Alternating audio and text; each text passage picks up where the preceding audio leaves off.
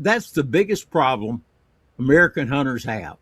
Yeah. They've been taught for years to shoot the shoulder crease. Yeah. That's too far back. If he's broadside, you come straight up the leg. That is for the maximum potential lethality outcome. All right, so I have got Dr. Ashby and Troy Fowler on the podcast today, and this is perfect timing because I just spent 13 days in Africa, and one of my primary missions while I was there was to test different cartridges, different bullet construction.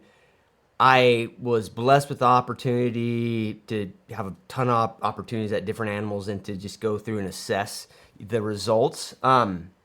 But I will be first to admit that even, somewhere in the realm of 30 to 40 animals, it's still not enough. I hate to say that, but it's like not enough when you're trying to look at these different things. So I'm very happy that I've got Dr. Ashby on here so we can talk about some of that and his extensive experience, looking at bullet construction, caliber, all that good stuff. So welcome, Dr. Ashby. Thanks for joining us, Troy.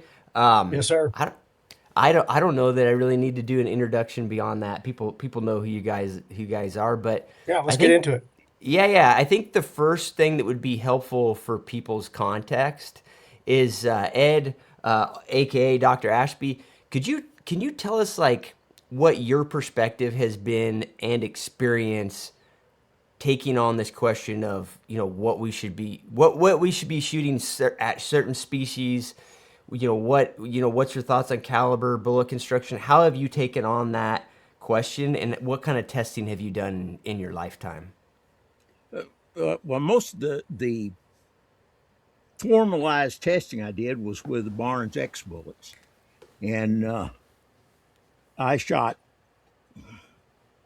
Well, just in one series of culls we did, but I shot over 2,000 animals in that one sequence. So we shot a lot of animals, but we were looking specifically at the Barnes X bullet. But I've had a lot of experience. I've used a lot of other bullets, and I've had clients using all sorts of different things. And the one key factor it comes down to is that the bullet construction matters a whole lot more than the caliber you're using. Uh, Why do you think there's that? Why do you think there's such focus on cartridge and caliber over bullet construction? I don't know whether it's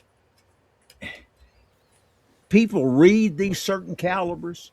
I've seen bad bullet failures out of 375 H&H with the wrong bullet. Sure. With the right bullet, it's perfectly adequate, even for elephant. As far as the hunter, it's not a Sure. stop cartridge, but to hunt an elephant, it's perfectly adequate. Right. Uh, and on the other side of it, I've shot animals the size of eland and zebra with the 22 Hornet Sure. with the right bullet. Right. Of course, you got to have right shot placement with that. You can take a long quartering shot or anything. Sure. Uh, It's funny you brought up zebras because when we get into this conversation, um, that was I think I did pretty well on animals in Africa, but I had an experience with zebras that's very related to bullet construction. So we'll get into that a little bit. But when you talk about, eh, do you mind, Ed, giving the viewers a perspective on the different types of terminal performance that somebody would be looking at from different bullets? well, if you're looking at a standard uh, cup and core bullet, uh, where you've got a gelding metal jacket and lead, not bonded together, nothing like that. Uh, you really need to go heavy for caliber, because if you go too light with those, the bullet's going to come apart if you hit something hard. If you hit a decent sized bone, it might work great. And some people like them if they get a broadside chest shot. They love for it to come all to pieces and make a sudden kill. Sure. But things go wrong. They're not planning for that time when it hits the shoulder bone and blows up. or even the sternum on an animal. Uh, I had a South African client shoot a wildebeest with a 300 Weatherby factory load, which it was loaded. Factory loads were Hornady bullets at that time. Uh, about a 60-yard shot, dead on the chest. Hit it so hard it set it down on his rump. It jumped up, took off, and 5 days later, we finally found it to finish it off. One of the trackers shot it with a 303 British, the military load, the 174 grain full metal jacket. But that bullet, the 300 Weatherby, had literally just peeled the meat and skin off of the chest. It did not a fragment entered the chest cavity.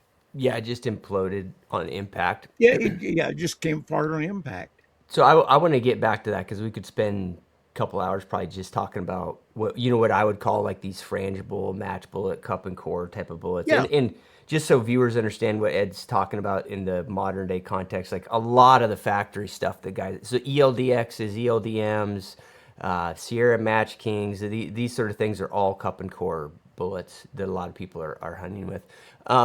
What's the other end of the spectrum in terms of performance, well, the other end Ed? of the spectrum are your monolithic bullets and the bonded bullets, particularly bonded like the Swift A-frame is with a partition.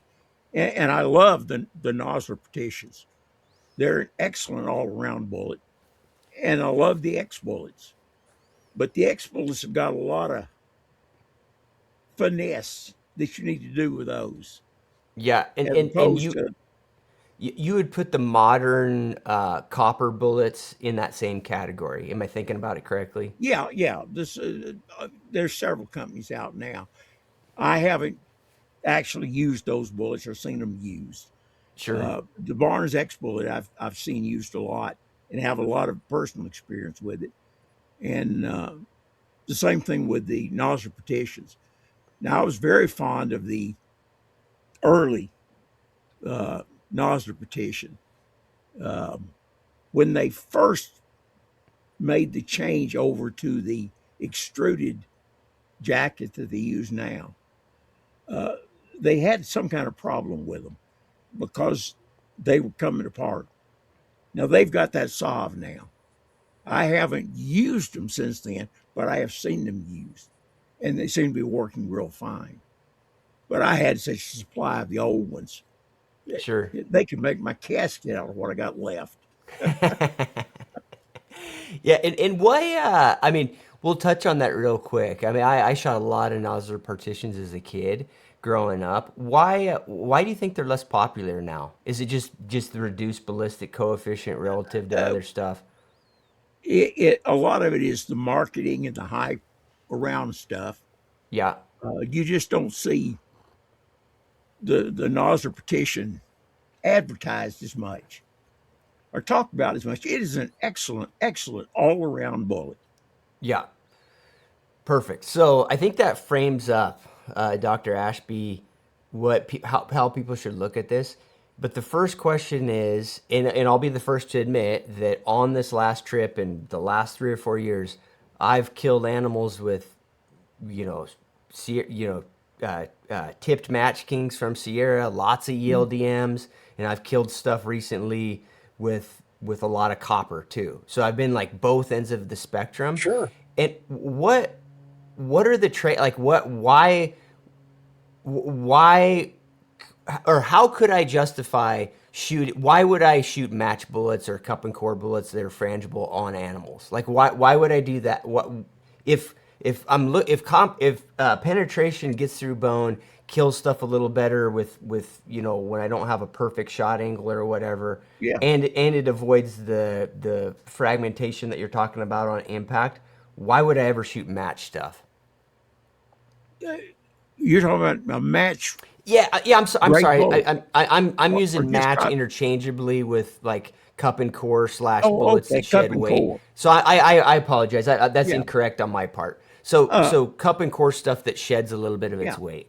Cup and core, particularly in varmint calibers and so forth, you want, if you're shooting small varmints, you want something that will blow up.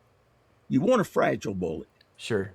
Um, as you get into bigger animals, you do need to go heavy for caliber to get consistently good performance with standard bullets. Now, you've got some better ones now where they've got taper jackets that are much thicker, uh, heavy bases. Some of them call them a solid base. Uh, that helps some, but they will still come apart. They can shed the lead, and you have just nothing left but the jacket.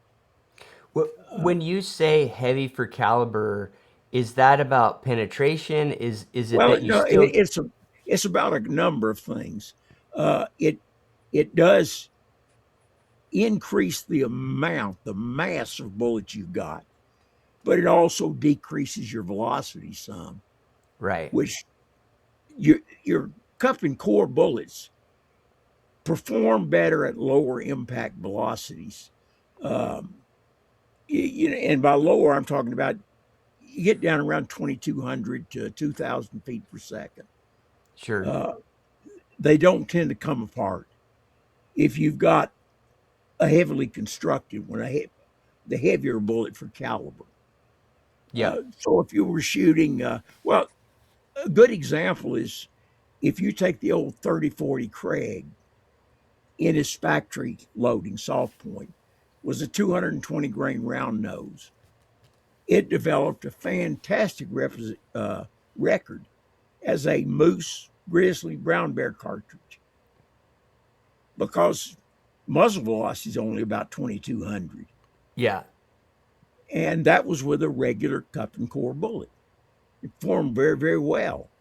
Uh, Fella up in Alaska, he was a fish and game guy. This is going back into the 50s. Jose Sarber, I think was the last name. Uh, he shot several hundred in control hunting brown bear with a 270, but he used the old original Barnes 200, 200 no, well, 170 grain round nose. That was the one that had pure copper, pure lead. It was uh, not a monolithic type bullet, Okay. and that bullet performed beautifully uh, at that velocity with that much mass to it, and some of the lighter bullets wouldn't perform. Now, if you put a premium bullet in there, you know, I've shot brown bear with a 270 with 130 grain old Nosler petition, and went through, broke shoulder, broke the hip, and recovered it balled up against the skin on the offside. Right. Uh, so you can, well, I'll even go to the other extreme, or more extreme. I've killed one brown bear with a 6 millimeter Donaldson International, shooting the 85 grain Nosler petition. And it also was a long quartering shot that didn't take out many heavy bones, but Sure. went in on right hip and out between the neck shoulder junction, complete penetration on him. And that wasn't a huge brown bear, squared a little over 8 feet. It wasn't a little one, um, but wasn't a giant. Uh, but that's an extreme example of putting a good bullet in a what most people would consider inadequate caliber. Yeah. Now, And the thing is, the right gun and cartridge use is going to be the one you got in your hands when the opportunity presents for the sure. shot. Yeah, yeah. No, Yeah, no, right. no, for And that's sure. what happened with that one. Yeah, it's the rifle that you had. Yeah, Yes. yeah, yeah. And So, and I one of the most frustrating things when I was guiding in Africa was that I would have clients ask what they should bring, to hunt with. And I would go into great detail about, this is what, if they were buying factory ammunition, this is the one to get because we want this bullet. Or if you're hand loading, use this or this or this bullet.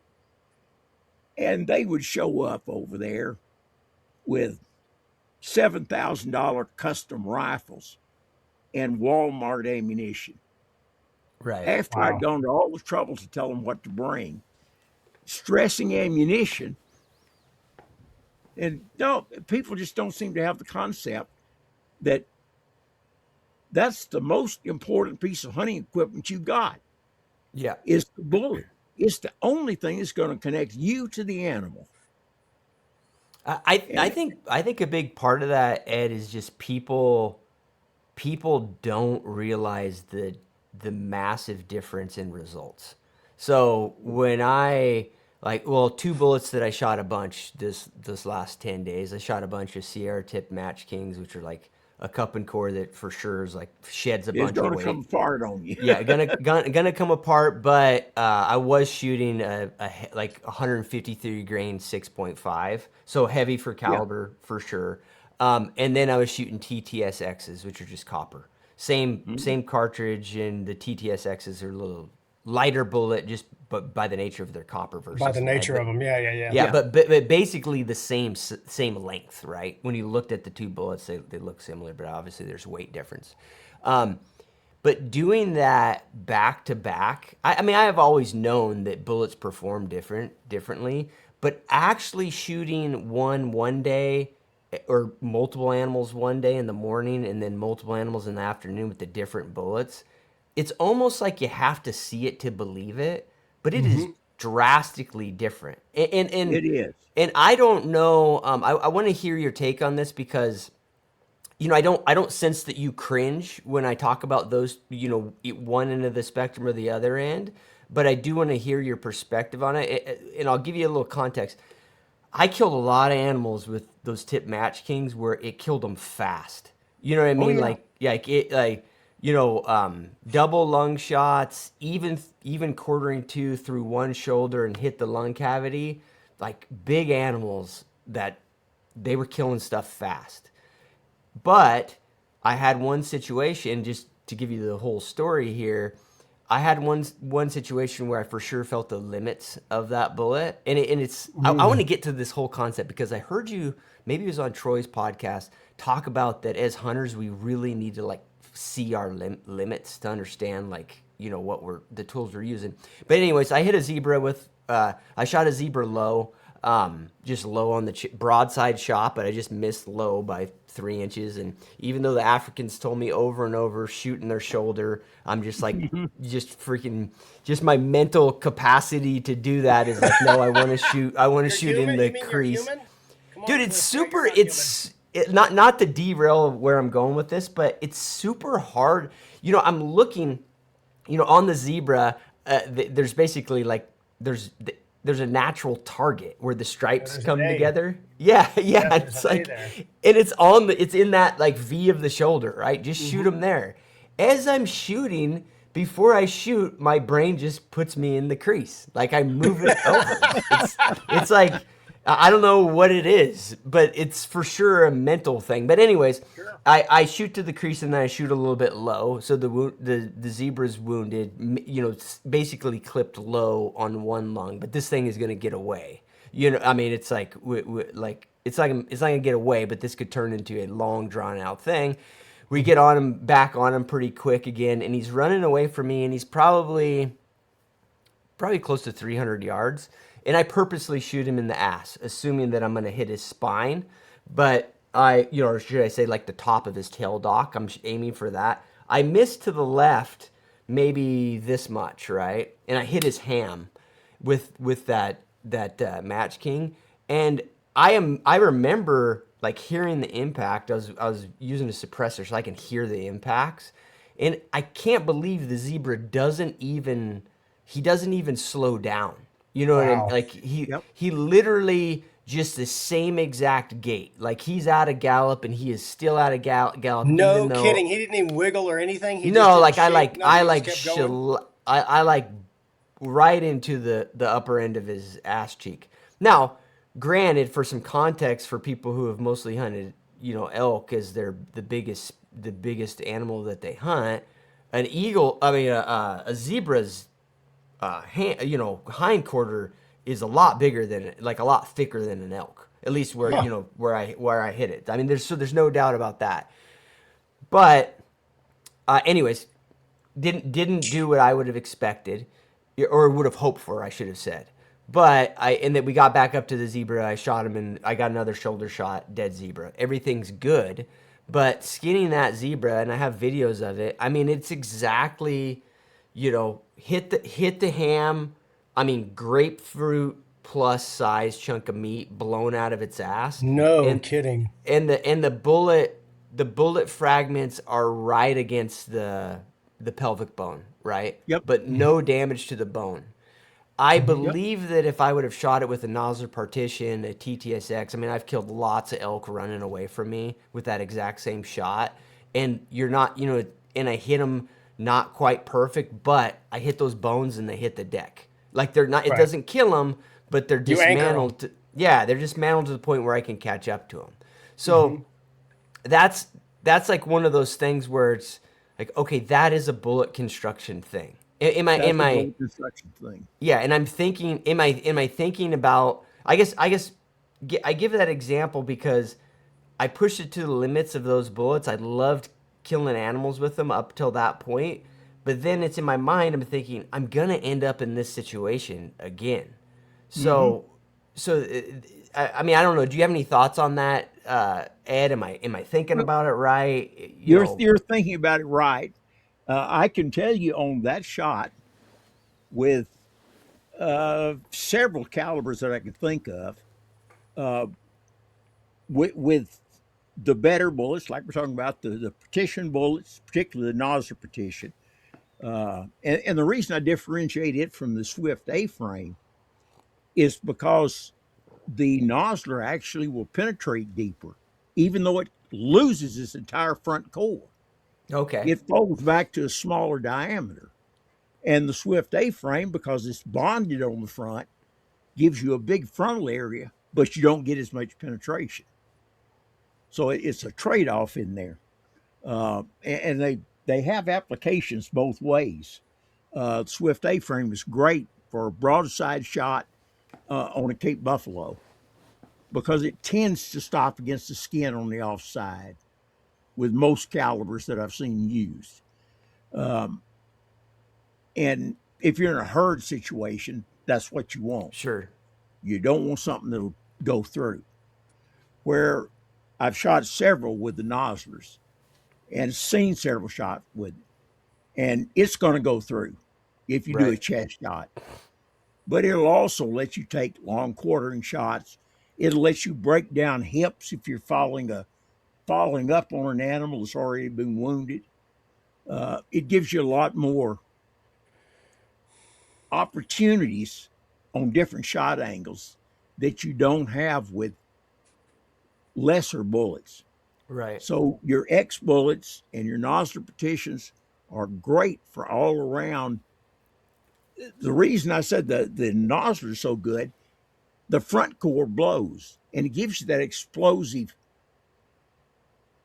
killing power that you were talking about with your cup and core bullets. yeah, But then it folds back along that uh, partition and it penetrates as though it were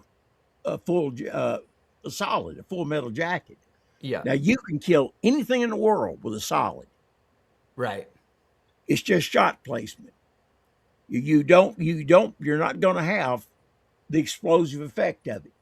yeah, But to kill something, when you penetrate vital organs or the nerve system or break down major bones, you tend to kill the animal. right. And a So solid will always do that. yeah, But in most of the states, you can't even hunt with a solid. It's illegal in most states. right. So I In have a Africa, it's the best bullet going. I want to dig into this more and get your feeling on it. So, couldn't I use the same logic with, archery hunting with a field point? Like, I mean, I guess that's not a good because it's not sharp. But Yeah, it doesn't have what I'm much saying is penetration. it's gonna leave a really small wound channel. So I agree with you. A solid is great from a penetration standpoint, and I'm gonna go through whatever I need to go through.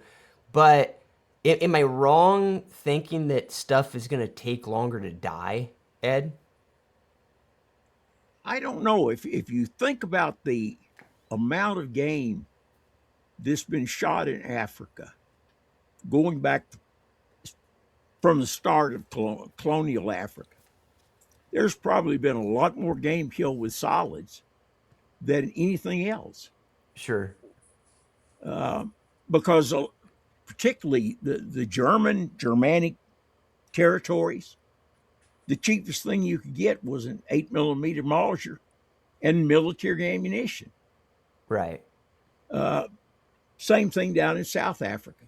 You have people who got the 7x57, that 175 grain full metal jacket. That was cheap. That's what the farmers hunted with. Sure. And of course, you have the extreme example of W.D.M. Bell, who shot well over 1,000 elephants. I'm not sure of the exact number, but he used several rifles. But his favorite that he ended up with was the 7x57, the 275 Rigby, shooting 175 grain full metal jacket. And he made the statement in one of his books talking about that rifle. He said it had never been polluted by a soft point bullet. All right, guys, in some of my content, you're gonna see that I've been using this chest holster from Invader Concepts. This is with my 10 millimeter. I also use it with my Glock 19 and even a PMR 30. I'm gonna do a bunch of content here in the next couple months on that around bear defense. It should be interesting. It looks a little awkward to have your gun under your bino harness, but if you test out all the different variations, it is the best and you have it on you all the time. I do have a discount code. It's CliffG and it's for 10% off. Go check them out. But he was an outstanding shot Right. and probably knew elephant anatomy better than anybody in the world. And he did mostly brain shots. So he discovered, you know, that that killed an elephant just as dead if you shot him with a 500 or Sure. 5.77 when you did a brain shot. And Yeah. that's what he did. He was a master of the brain shot. Yeah, and if that's your style, like I mean, that Yeah. yeah makes it Uh, makes sense. but for the sport hunter, it's a different matter. And we have bullets available today that you know perform well. Of course, you've got the Nosler was the breakthrough bullet. That was the first, what you would have to call a controlled expansion bullet. Right. And it was designed to blow that front core, to act just like a cup and core bullet. Yeah, But best of both worlds to an extent. best of Big both big wound worlds. channel, but penetration. Yeah, that's it. It gives you the best of both worlds. Um, but the X bullets also do a great job, but there's a lot of nuance to using an X bullet. And we just recently did a video talking about some of that. But if you're shooting it at higher velocities, the pedals tend to roll because of the twisting and the pressure against the tissues. And ideally, if you can find the velocity or have the bullet designed to that velocity where the pedals will stand out at a right angle, it lacerates its way through the tissue. Its penetration is quite a bit higher because it's not pushing the tissue, it's cutting the tissue. Oh, I got you. And it becomes a very, very lethal bullet. Let's stop there real quick and let the audience understand what you're talking about. So we talked about with David about this at length. Yes. Everything we've talked about is forward penetration through the animal. Keep going, Yep. right? You're talking about the spin rate Yes. separate and together with penetration, Yep. pedaling the bullet out and creating a blender is what I call it. Yeah, Right. it does.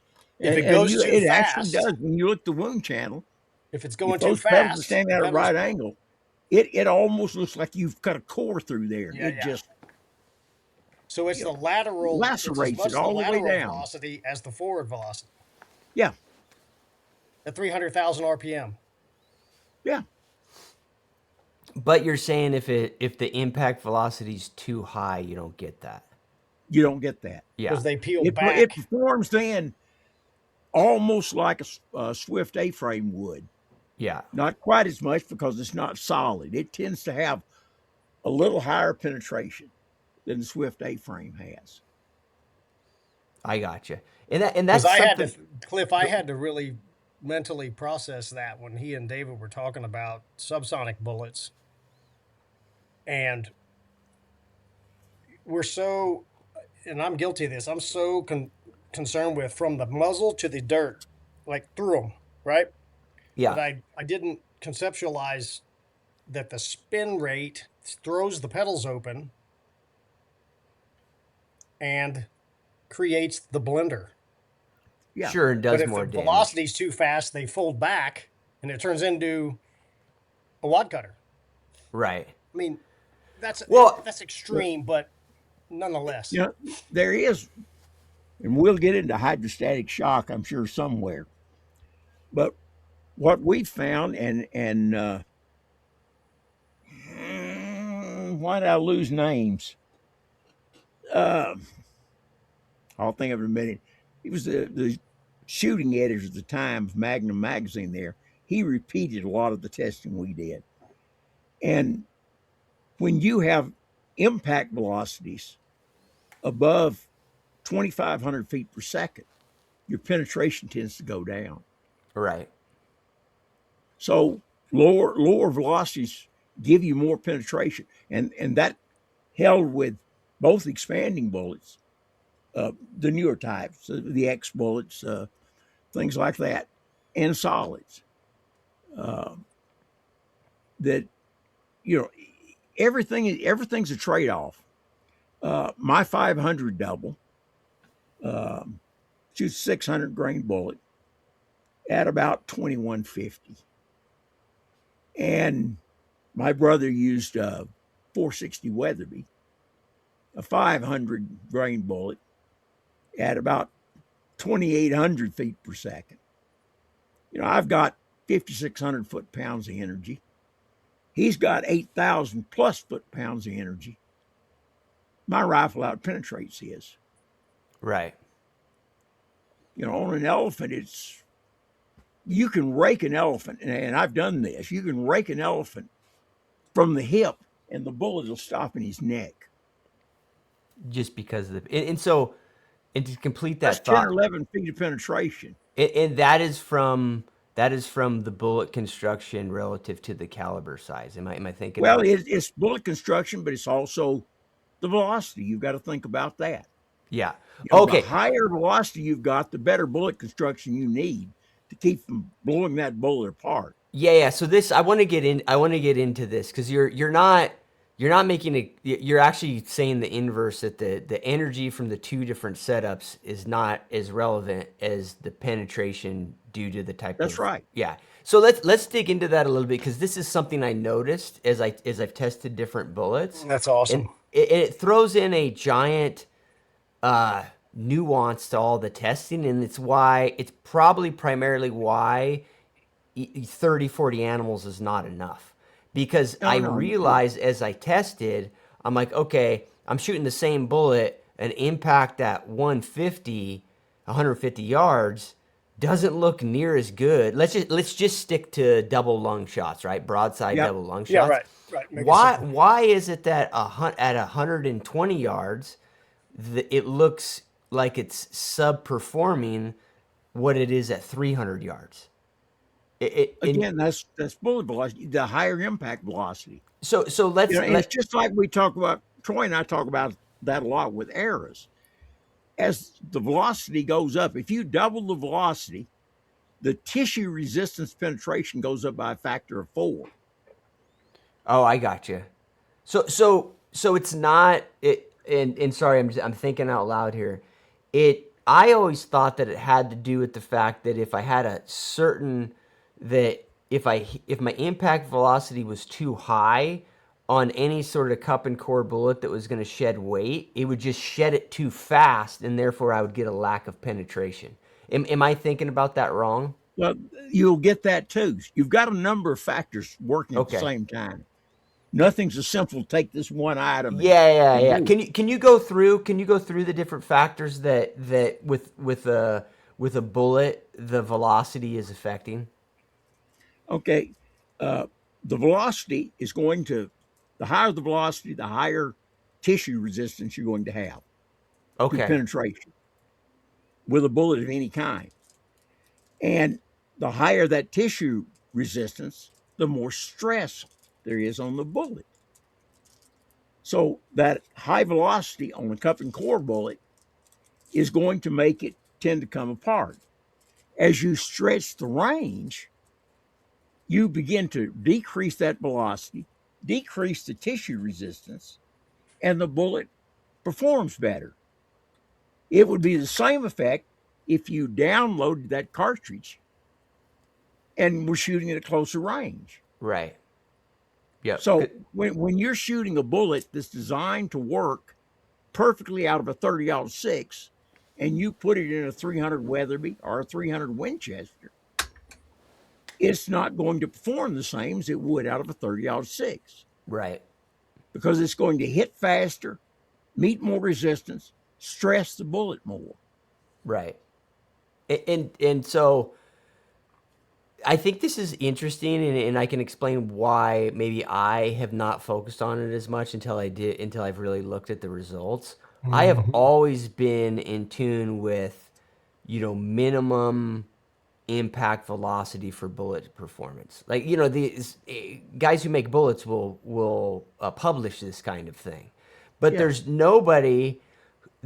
not very many people that are focusing on what's the maximum impact velocity where the bullet would have tolerable performance. Does that make sense? So I feel like that's why I'm like in my mind I'm thinking, oh, this is very interesting. It probably is like nothing new to you, Ed, but in my mind, it's like honestly, I haven't really thought about having too high of impact velocity.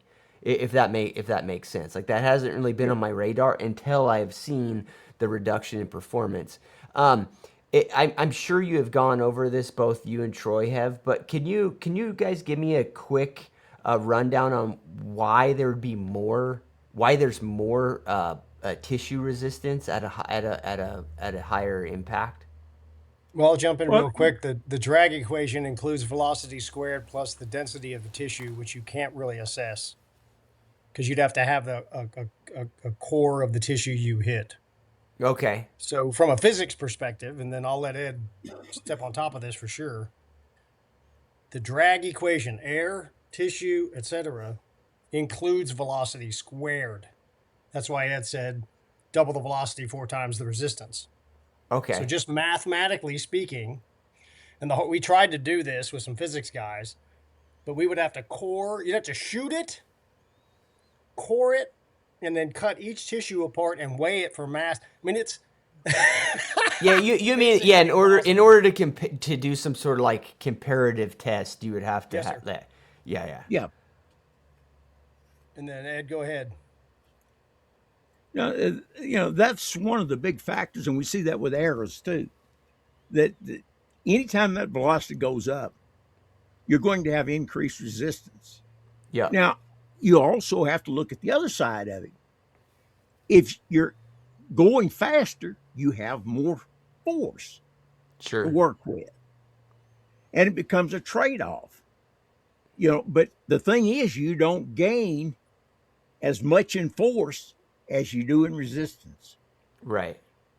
You So look at those old rifles that had, like I was talking about the 3040 Craig, with that 220 grain factory load, had a fantastic reputation for penetration on big animals. And the same thing with the 8 millimeter Mauser there in Africa, or the 7x57, when they were shooting those military loads, or even if you put them over in soft points. Right. 160 grain out of a 7-57 cup and core bullet performs beautifully. It doesn't perform well out of a 7mm Remington Magnum. Because the impact velocities are too high. Yeah, I've actually seen that on deer with a 7 mag. yeah. The bullets, I mean, it rolls them up. Don't worry, it's a deer. But Oh yeah, it God, the killed him. destruction! Like you better not hope your meat. You want meat because the other side's gone on a whitetail Yeah. deer. Yeah. I mean, it just blows. And then I shot mule deer at 500 yards with a 7mm Magnum and got like just rolled up in the skin. I got the bullet sitting right here, and it's perfect. Yeah. Same gun, right? So that's my experience as far as that particular round at Texas deer hunting, right? We're shooting 120 yards and just 120-pound deer, and holy smokes, it is. Yeah. Yeah. Yeah. But I think this is like, I think this is the crux of the issue and why the whole topic is frustrating / super interesting to me. Of course. Is that there's anybody, it's almost like if I asked you what your favorite bullet was for elk hunting or what your favorite bullet was for plains game hunting in Africa, you can't really answer because it's like, well, how far do you like to shoot? Where There you're you hunting, go. are you Yeah. going to shoot this far? Well, what size animal are you after? Yeah. So the idea that you can take like one of my concerns, and I'll be transparent with this, as I've shot these lighter jacketed cup and core bullets that have really high BCs, are really fun to shoot, perform really good in the wind, make you feel like a rock star when you're out there shooting rocks. They make you feel great within a certain envelope of yardage from what I have seen thus far, killing animals. Like I could show you pictures of kudu and other zebras and wildebeest where it's like I don't know why anybody wouldn't shoot anything other than a match king bullet because look, that thing's got a fuck. And the only reason you wouldn't want to shoot the thing is I blew up I wasted a bunch of meat because I killed the thing so good. You know what I Right. mean? Like Yep. so you have that experience, but then you're like, I can't extrapolate this to all these other scenarios. And even another nuance is I can't tell a guy that my 6.5 bullet that he can put in his Creedmoor that I can load in my PRC is going to perform the same for him either. It's like because there's all these No, variables, you can't. you We have the same problem with arrows. I mean, it's Yeah. the same. It's all Plan B. It's all Yeah. Plan B. Yeah. Plan A works. Sure. Another thing is that where you're hunting matters. Okay. Looking at that photograph where you're hunting in South Africa, I would use something down there that I wouldn't use in a lot of parts of Africa that I hunted. I'll When explain. you get into areas where you got the thick jess, you don't know what animal you're going to see next. It can Yeah. be a buffalo at 5 yards. Sure. And so you have got to have a rifle and a bullet capable of handling whatever you might run into. Right. And you've got to have a bullet that will perform on that heaviest animal. Yeah. Or if you want to look at it that way, worst case scenario. Right. Yeah. And that's a good. I think I could extend that logic, Ed. Tell me if I'm thinking incorrectly here. I could extend that to like even the hunting that we were doing there. It's like okay, well, I can move to a bullet that penetrates better, is more like a copper bullet or more like a nodular partition, and there is a part of me because I saw the different wound channels between the two. It's like I don't think they're going to kill a lot of the game as quick as some of the other bullets, but in the But one they in will 10 kill it. yeah, in the 1 in 10 scenario where I need to shoot a zebra in the ass, it would have been Mhm. nice. You know what I mean? And so Yeah. it's like I think it's important to acknowledge that there's a difference. If you're only doing the former, then why not shoot a bullet that's perfect for that? But you're willing to trade off for something that I guess like is more generally applicable. Am I thinking about it right? Yeah. Yeah. That gives you the ability, like I said, when that zebra, you have to take a finishing shot quartering away. Mm-hmm. And had you made that slightly off center hit on the ham with a bullet that was constructed where it wouldn't come apart, you would have broken that pelvic girdle. Right. And you do that on any animal, even an elephant. He Right. goes down right there. His rear end sets down. Sure. And I shot a lot of conventional bullets when I'm practicing, when I'm hunting varmints, things like that. But when it gets into serious game hunting, I want a premium bullet. Yeah. I'm going to spend that extra money. I'm going to have a nozzler petition, a Swift A-frame, uh, Barnes X, something along those lines that I know I'm not going to have bullet failure with. Yeah. But even among those, you've got to choose what you use. Like I said, that Swift A-frame doesn't penetrate as deep as a nozzler petition. Even though that nozzle petition, after it blows this front core, is going to weigh less than the Swift A-frame, because it's going to retain all of its mass being bonded on the front. But it's going to have that large area, which is going to deliver a lot of energy, but it's not going to penetrate as deep. Yeah, if you're hunting with a double rifle, it gives you great flexibility. You get a soft point, proper soft point Yeah. for whatever caliber you're using, and a solid in the other barrel. You got an instant choice. Yeah. Not many people are going to hunt with a double rifle. Yeah. They're going to hunt with a bolt action.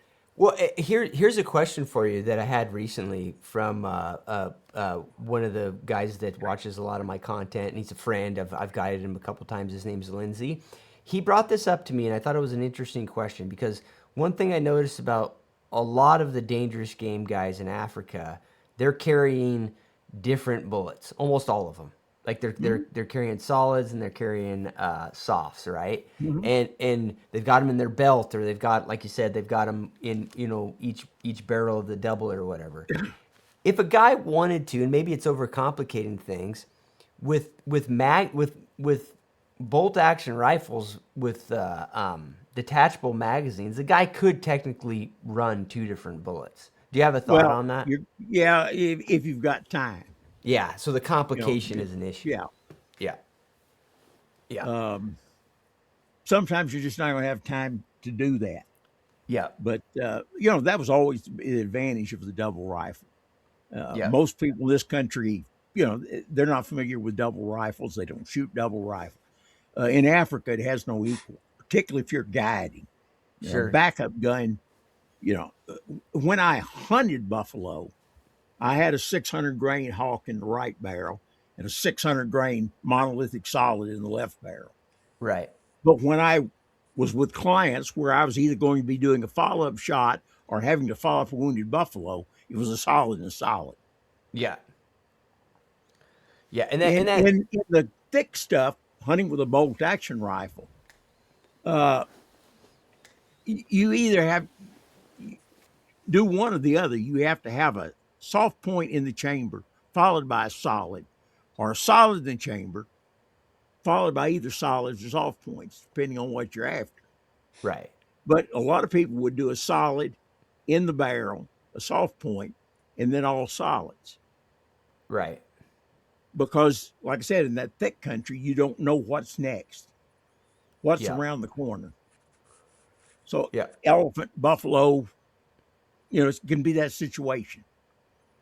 Yeah. No, So and you that, go and that, prepared for that situation.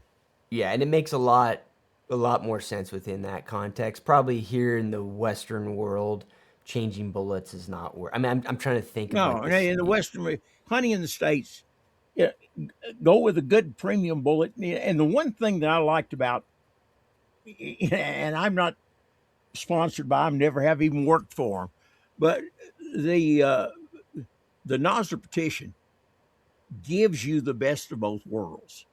You can take a 400-yard shot on an elk with a 270 and a 130 grain or 150 grain, and it will still tend to shed that front core, Yeah. give you that explosive effect. and then it's going to penetrate as though it were solid.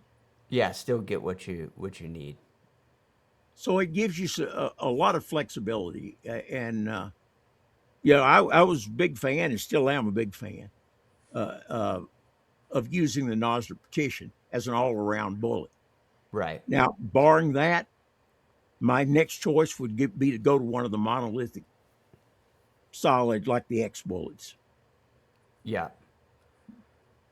Just because you feel like it's more generally applicable to all the Yeah, different yeah, because situations. it if you got it real close range, high velocity, you're probably going to shed those pedals, Yeah. and then you've got just a little solid penetrating. At Yep. long range, you're going to probably get the pedals to stand out, whether they fold or not, depending on velocity, barrel twist, all of that.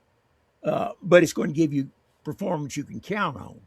Right. Now, the one thing that I did run into a problem with, and I only saw it a couple of times with an X bullet, is that if you hit a curved surface of a bone, you can close up that front Oh, it The smashes hollow in. microprotector. point. Yeah, Yeah, yeah. you can close up the hollow point at the front, Yeah. and Oh, it won't wow. expand Yeah, I've heard of that at before. all. Yeah. Yeah, and then basically you're just shooting a small solid, right? Solid. Yeah. Yeah. Now, I never used any of the newer uh, monolithic solids that have the polymer tips, Yeah. so I can't give you an opinion on how it works. Yeah, I mean like I shoot the TTSXs, the Yeah, the copper, and they got tips on them. yeah. And yeah, I mean they're for it's so interesting to me because I shoot like both ends of the spectrum. I mean for what they are, they work well. I mean they don't. I'm every time I shoot one, I get the penetration. I don't get comparable wound channel if I'm comparing them to like a Sure. tipped matching or whatever, which is obvious, right? You're talking about two totally different bullets. I think to me, yeah, and I'm not disagreeing with anything you've said, Ed. The the cup and core bullets. There's a part of me that's like, well, for a lot of Western game, are they okay because they're sufficient?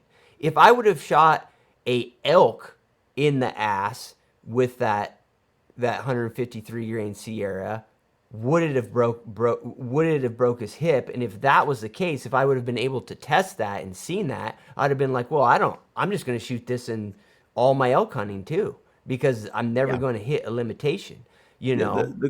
the problem gets to be you would have to shoot an elk in the rear end probably 100 times Yeah, to see like if to I'm gonna. form a Yeah, right. valid If there's opinion, any Yeah, continuity because there. no two shots are going to be exactly the same. yeah, yeah, yeah. So So I tend to err on the side of overkill. yeah, I'm out there to kill the animal. no, no, I I and can't kill I him for follow. dead.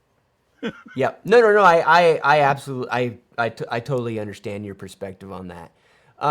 If you don't mind, let's talk about your testing a little bit because I think I think, and I don't mean to, unless we got something that we want to dig a little more in Oh on no, this. wherever you want to go. Dude, the testing is very intriguing to me because we've already touched on it a little bit, but I think people have this idea that they can go shoot 10 elk and know something about the bullet that they're shooting.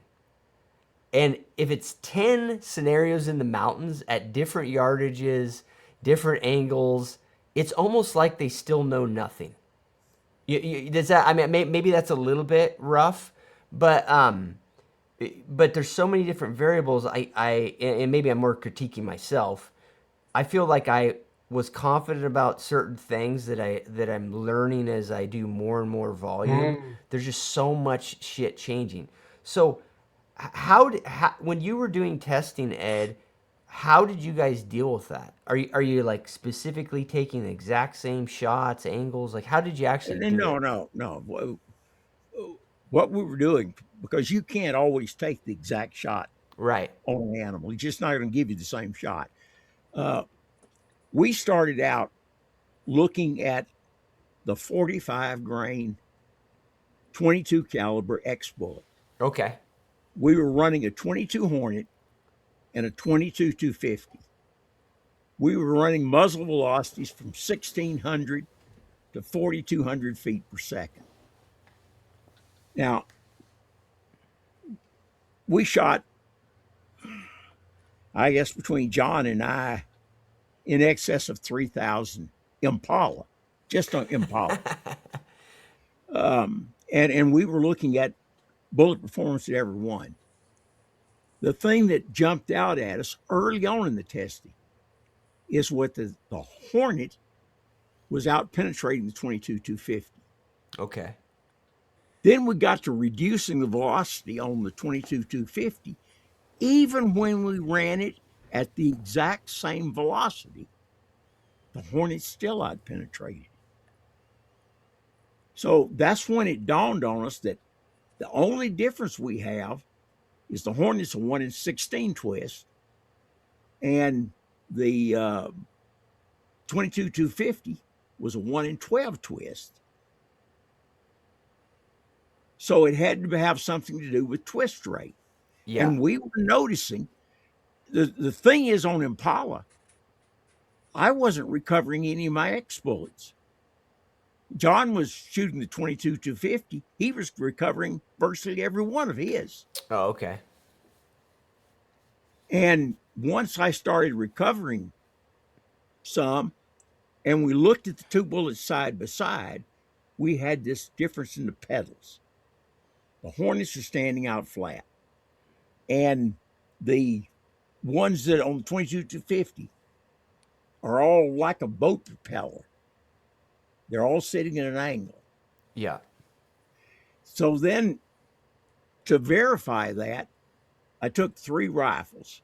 I had a 30-06 with a 1 in 10 twist, a 308 with a 1 in 12, and I had a custom built, which Troy owns now, 300 Weatherby with a 1 in 16, a custom barrel, 1 in 16 twist, same as what I had in the Hornet.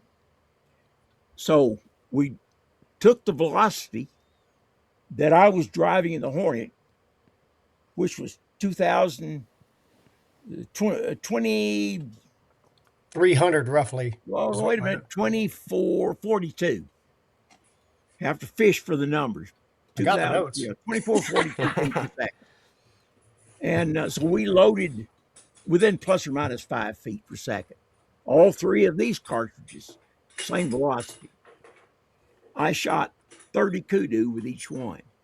Okay. I recovered 60 bullets. I never recovered one out of the 300 Savage with a 1 in 16 twist.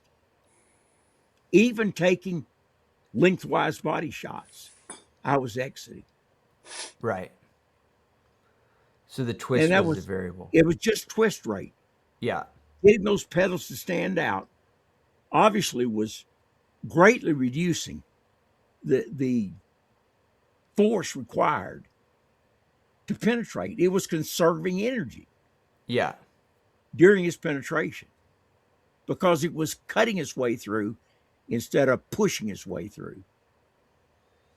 Yeah, and you're able to narrow it down to that one variable just because through the numbers. I get that. And we did that podcast just recently. I can't remember the fellow's name off the top of my head. David Stark. Yeah. And he is building, I think, all loaded ammunition. I'm not sure the bullets are available individually. Subsonic. But if you look at his website, he builds it to your specific rifle. He wants to know the velocity, the barrel length, the twist rate, and then he builds his bullet so that he gets perfect pedal standout at that particular specification. Oh, okay. Now, what I had to do, I had a set bullet, and I had to juggle the velocity to find that maximum penetration to get that pedal to stand out. Yeah, you mean maximum terminal velocity. Maximum.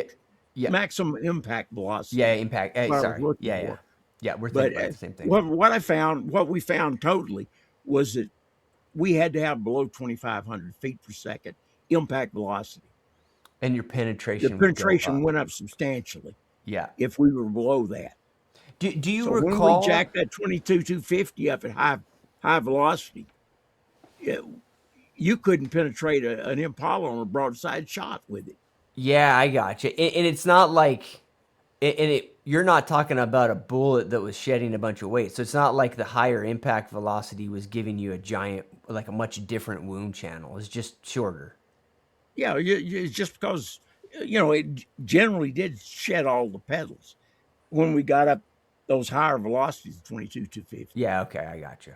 But she had a So shallower. it did lose some weight there. Yeah, yeah. But it was a much shallower. Yeah, Yeah. but even on the bullets that recovered that didn't shed pedals, at various velocities, we still just weren't getting the penetration we were getting out of the Hornet. Right. And I stressed that Hornet. I took it on up, and like I said, I shot zebra and eland with it, but that was taking perfect broadside shots, well placed, and it had sufficient penetration. I did recover those bullets, but Let's it let, had sufficient penetration to kill them. Now, let's an interesting sideline to it: Gordon Cormack, my great friend that I hunted with, probably the last of the true professional hunters who didn't do anything except hunt. yeah, He wasn't a farmer or a doctor or anything else. He sure. was a hunter. Uh, he went and Bruce Cook culled on the Neonetsi Ranch. Now, Neonetsi back then was the largest private owned ranch that's ever existed, 5.2 million acres. Okay. And they hunted for meat that was made into biltong. And they shot thousands of animals annually. Yeah. And they got paid by the amount of bloodshot meat. So, or unbloodshot meat. If it was bloodshot, they lost that meat. They didn't get Right. paid for it. They got to taking their buffalo with a 22 Hornet factory load with the 45 grain Kinosh solid. Now Okay. that load's not loaded anymore, but it was a full metal jacket, heavy full metal jacket, 22 Hornet. But they And were like you said, they would just plunk the buffalo in the lungs. He'd run 80, 90 yards, didn't feel a heavy blow, didn't feel like anything was wrong. He'd stand around a few minutes, he'd lay down and he'd die. yeah. And it worked. And that's so I want to lots of interesting stuff in there. One thing I noticed is that we culled a bunch of wildebeest when I was there, and that dynamic still exists that you're talking about. They're still getting paid, head shots versus body shots versus, Yeah. versus blood, which is like totally mind-boggling to me as an American because it's so different there. Like there are most of those places. I mean, if people are not, I think you. I mean, obviously you have a very unique experience there, Ed, but I do in the sense that when I was there, I got to see kind of the back end a little bit because I knew one of the owners of the place. But I mean, a lot of these places, even if they're only 20 or 30,000 acres, they're killing in excess of 700, 800, 900 animals a year. Oh, yeah. That's just their culling, which is They like have mind, to. yeah, which is like mind-boggling as an They'll American. eat themselves out of existence. Yeah, yeah. They clearly. I'm assuming that is because they've evolved to deal with an insane amount of predation, that no longer exists in a lot of these places. But that's kind of another subject. You talk about shooting the real small cartridge on big animals, like elander Yeah. can be just as big as buffalo, right? Oh, yeah. They can hit well over 2,000 pounds. Yeah. So huge animals. When you were doing that testing, because I'm sure there's people in my audience that are cringing at that, right? You could never kill those big animals with that with those small cartridges. What did you see? Like, did you see that they're like the minute you got away from double lung shots that you guys did have problems, or like what does that look like, guys? Biltong. Okay, I have been obsessed with this stuff for 3 or 4 years. Ever since I got on a keto, carnivore, paleo-esque type of diet, I've had a hard time finding healthy snacks. Biltong is a great option, particularly the slabs that have this fat on the side. That's where your energy is if you're a fat burner like me. Super simple ingredients in this, guys. Literally 1, 2, 3, 4, 5 ingredients. Pair that to your gas station jerky. A great snack in the backcountry or just day to day. Biltong Depot is a huge supporter of my content. Go to their website, biltongdepot.com. Use my code CliffGray, CLIFFGRAY at checkout for 10% off and to support this content. Thanks, guys. No, we took because we were trying to find out what bullet performance. And Yeah. like I said, with a Hornet, I wasn't catching bullets. I started shooting all my Impala that I could, full lengthwise body shots, Yeah. Just so you could recover the bullet. just trying to recover bullets. Yeah. Yeah. So a lot of these things they do still work. It's not like you're using a smaller bullet, all of a sudden things are gonna quit working. But Yeah. through that testing, what's the worst shot a guy can take, Ed? Gut shot. Gut shots. They're the worst for animal recovery. Yeah. Yep. Oh, and that's over like an ass shot because there's more exposure to bone in an ass Well, shot. yeah. Actually, if you've got a tough enough bullet, a rear end shot, every elephant I've shot has been rear end Yeah. to break him down. And if you've got a bullet enough, it breaks him down. Yeah. And then the client can walk around and, take his hero shot to finish it off in the head. Sure. I think what you just said is like something that I don't know why this has faded in elk hunting culture, but even people I'm guiding that are fairly new hunters, like we'll get an elk wounded, and then all of a sudden they're worried about shooting it in the ass, which to me is stunning. You know what I mean? Like Yeah, it's that's like, right. dude, it's hurt. Like just If it's shoot. hurt, you get a shot of wherever you can get it. Yeah. But I think part of it is that people discount the value of it so little that they don't even think it's worth shooting. It's like, man, if a bull elk's running up a hill and he's wounded, if you hit him in the ass or the back or whatever, it's money. Like he's not going to it's leave. down. He's not It's a leaving. beautiful shot. Yeah. He's not leaving with his rear tires blown out. Right. Even and I've done it myself. I've never had a client do it. I've deliberately taken buffalo, shooting them in the rear end for the initial shot. Yeah. And you're trying to hit Right at spine. the base of the tail. Yeah. And that's you're not the first person that told me that's not a real uncommon thing. Yeah, it's a good shot. Yeah, the buffalo I shot, I hit him broadside, and he immediately turned, and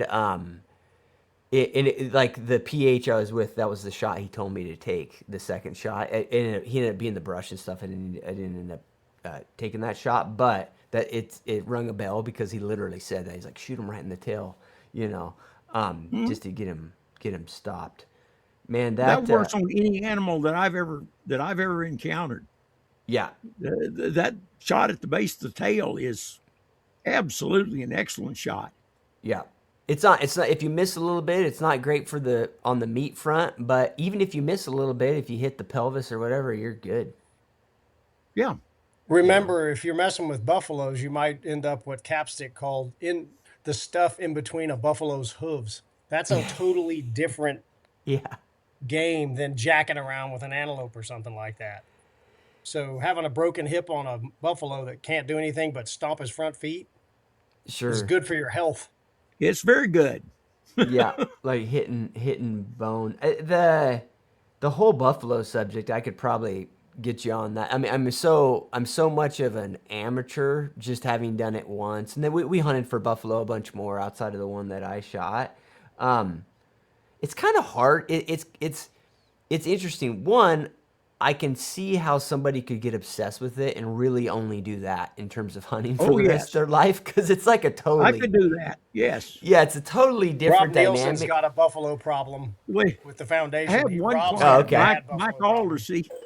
from Australia from the end of World War II, starting in 1946, up through about, when was Mike's last hunt?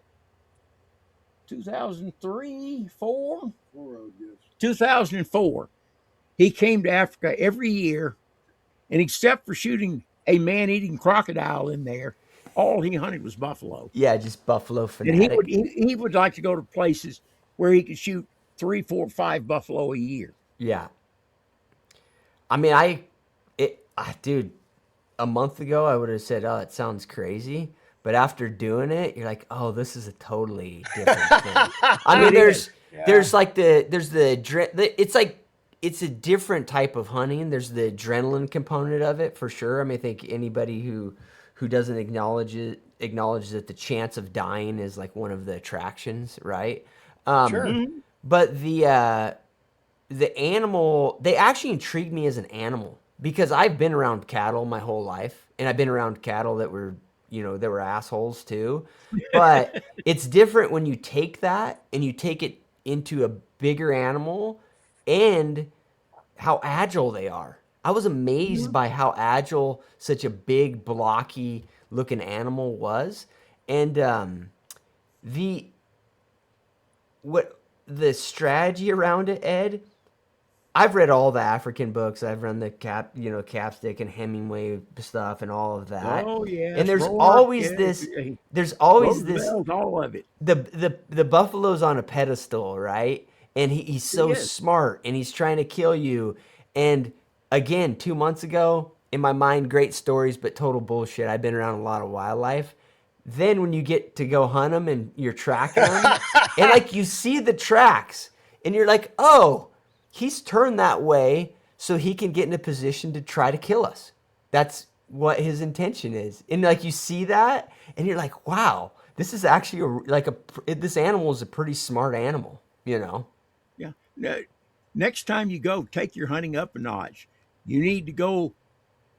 There's parts of the Zambezi Valley that are thick, but Mozambique, the area of the thick Jess, up on the northeastern part, towards Lake Horibasa, That's the spot. right along where the Zambezi is dammed up there. That country there, you can be in the middle of a herd and see nothing but legs. 15 yards can be a long shot. Oh, okay. Oof. That is the most exciting buffalo hunting that there is. Yeah, I can only Ooh. imagine, man. I think I was 55 yards from the one I shot, and that felt too close. We try to never let a client shoot beyond 60 yards Yeah. on a buffalo. Oh, no kidding. We wanted to be that close or closer. And I preferred if they get into 20, 30 yards. So I have a question on that, Ed, because my perception on that, I had heard that before, was it was about it was about getting the animal killed and not having a wounded buffalo. But am I right that it also is a little bit to do with the culture? Like, I mean, I wouldn't want to shoot a Cape buffalo at 200 yards if I could. I almost feel like it would take away It from would take the something hunt. away from it. Yeah. It would. Yeah. Because it's like you don't, I mean, I'm talking out my ass because I've only done it a couple times, but that was something that I learned is like, oh, this is how you're supposed to do it. You're supposed to be close. And it must be done from foot. There are places in the world, in Africa, where people shoot buffalo out of the back of the hunting car. Even That though it's doesn't count. illegal in most countries, they do it. Yeah, I got you. That takes everything away from it. It's no longer a hunt, it's just shooting something. Yeah, that's a different deal. You need to be out there on your feet. Yeah. We did all of ours by picking up tracks, following the herd, or following if it's just two animals or one animal, follow Yeah. those tracks. So you find the fresh tracks in the morning, and who knows, you may never catch up to him. You may flush him several times, or you might walk right up on him at a few feet, Sure. bedded down on the other side of the anthill. I've had that happen. Dude, I saw both styles. So the one that I shot, Ed, We glassed him up on a hillside, and then just did spot and stalk. Got up there close to him. He was with another bull. Honestly, the most frightening thing of the whole experience was the other bull. Like Yeah. how he reacted was like something I had never seen. Like he was for sure like he would come out. Once I shot the one bull and the one bull was hurt, this other bull would come out, and like you could tell he wouldn't leave, but not like a bull elk lingering around that's just kind of like confused. He knew exactly what was going on, and he was just coming up to contemplate like whether or not he wanted to cause us problems. Finally we like that's what it Got a was. bad I mean, you attitude. could, I can tell just listening to you. You owe it to yourself to do a trip over to that part of Mozambique, because when you shoot that buffalo, there's a herd of buffalo running through this thick grass that don't know where you are, and you don't know where you don't they know what's are. going on. Yeah. Well, it's That is the biggest adrenaline rush I've ever had in my life. dude, I'm sure because I can only imagine because outside of the hunt I did, we tracked some buffalo. Found tracks and got on a buffalo, but not in crazy thick, but stuff where you couldn't see 30, 40 yards. And that, I mean, to hear them snort when you get close, or to see them pop out of the thick shit just to look at you, just to see like size you up is really a wild experience. So being in something thicker would be even more the case. I got Well, invited to go to when you get Tanzania up to next it, year, Cape if you buffalo do it hunting, and right, I'm you'll enjoy gonna have to do elephant it. hunting too.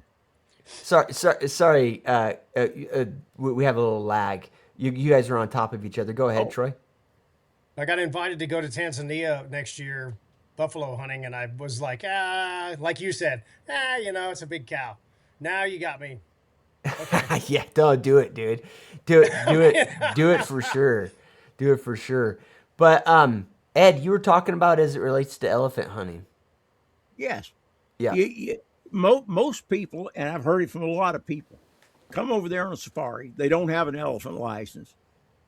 They say, "Oh no, I couldn't shoot an elephant." About it, the first time they have an experience of being close in on an elephant herd, they turn around and say, "I think I'd like to do that." Sure. Yeah. I mean, Elephant can make you really nervous. yeah, I can only imagine. I mean, the size difference between them and a Oh, the first buffalo. time you get fake charge, everybody just, if they're not used to being around elephant, they just go berserk. Yeah, I can only imagine. I can only imagine. I mean, the thing about it is there's the rational side of you, even on the buffalo, is like, oh yeah, this is not the smartest thing to do. I mean, it's not that it's not smart. It's that you do realize that, and tell me if I'm wrong, Ed, but there is an element of that you're like playing a card game, right, with the buffalo, and at times if he chooses to kill you, he has a good chance of winning. You know what I mean? Like Yeah. during a stock, and that's the reality. It's not like, but that's what kind of, I guess, is intriguing about it. Well, that's why generally the people that guide for a lot of buffalo have got a big double rifle. Sure. Yeah. Yeah. That's a stopper. It's overkill. It's more than what you need to hunt a buffalo, Yeah. because it will hammer one in the ground as long as you can put a decent shot in. Yeah. I But you still got to have that decent shot. Yeah, I was hunting with my buddy Tim, and he has a double 600 nitro, and we have it on video, so we'll make a video out of it eventually. But we're stalking these buffalo, and one bull, we ran into him, so he kind of got, we boogered him or whatever. He ran off, and then I'm behind Tim, and he's maneuvering through the brush, and he shoulders the rifle, and I'm like, oh, like maybe that buffalo swung around or something like that. And I see the camera guy that's with us gets behind him, and he shoots the 600 nitro, and I just hear a squeal, and he shot this giant warthog that we had run into. But I swear, dude, that hole in that warthog was like this big, and then like there was warthog like 7 feet behind the warthog. I mean, it was that thing's like a cannon. But yeah, and those guys were carrying the double rifles, pretty cool stuff. We totally got off on a tangent, and I've already had you guys for almost an hour and a half. Is there anything? Have we missed anything on the bullet construction side of things that that either of you guys think's important?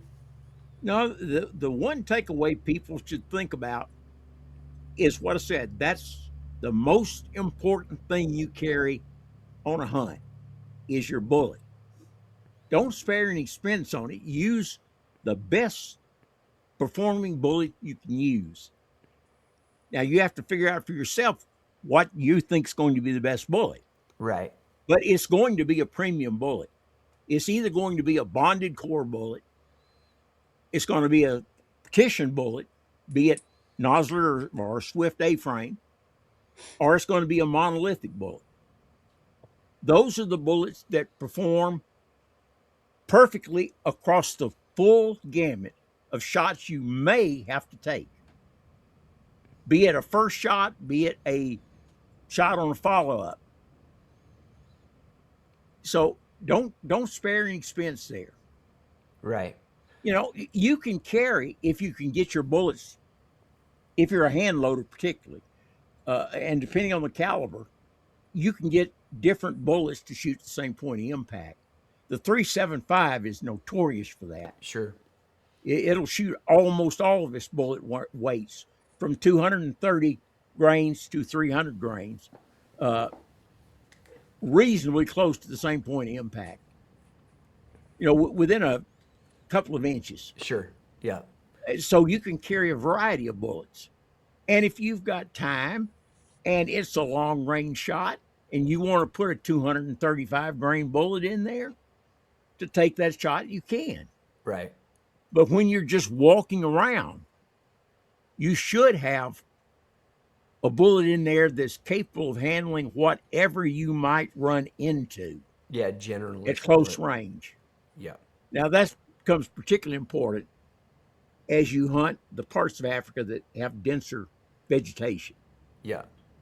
It's not as important if you're hunting Namibia or out in the Kalahari, South Africa, Western Tanzania.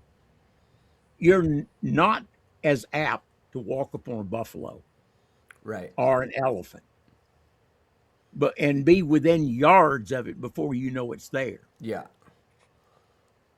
So, I don't care what you're hunting. I've shot everything in North America just about with the 270 with 130 grain Nosler. Yeah. I never shot a muskox, didn't shoot a walrus. Other than that, everything in North America. Yeah. And I've never had a problem with that 130 grain Nosler petition. One question that I'll throw out to you on caliber and cartridge, Ed. In North America, what was the downside from your perspective of shooting a bigger cartridge, bigger caliber? Well, I had bigger cartridges and used them sometimes. But why did you like the smaller stuff? Some of it, particularly North America, was trajectory. Okay. The longer range shots you often get.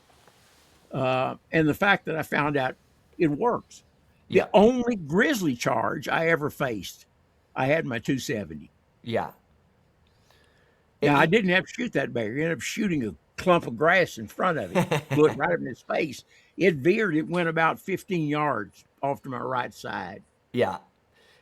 The reason I asked you that question is because I've personally thought about it a lot. Like I have large, I got 300 Win Mags, 338s. I've got all that stuff in my safe, but I almost always shoot, but the 6.5 cartridges, maybe a 7 mag, and nothing ever bigger. And for me personally, it's almost a subconscious thing. I just like shooting them better. I like less recoil.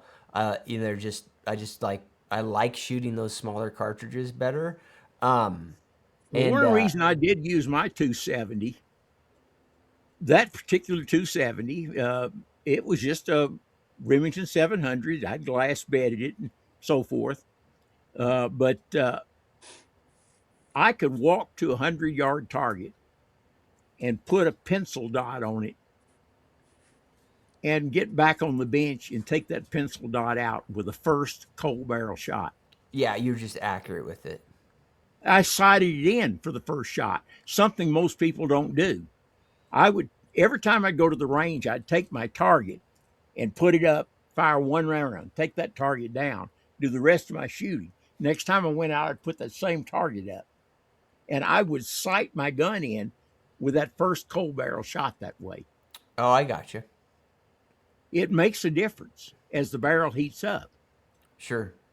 Yep. So you would do it. You'd basically sight your gun off a group that you did over lots of days. Yeah, Yep. Yep. No, and that's an important thing. I had total confidence in yeah. that rifle. Is why I used it so much. Now I shot my favorite caribou rifle was my 300 Weatherby. It was Okay. a custom also on a 364 Model 70 action with a 26.5-inch barrel. Yeah. And I shot the 180 grain nozzle partition in it because it bucked the wind Yeah. much better than the 150 grain. And I always hunted trophy caribou. Now, every time I hunted caribou, I had caribou I could have shot at 30 yards. Sure. But you can't always get 30 yards on the trophy bull that's in the herd. Yeah. So I wanted something I could reach out to 400 yards. The longest average shots I've ever taken on game have been on caribou. Well, okay.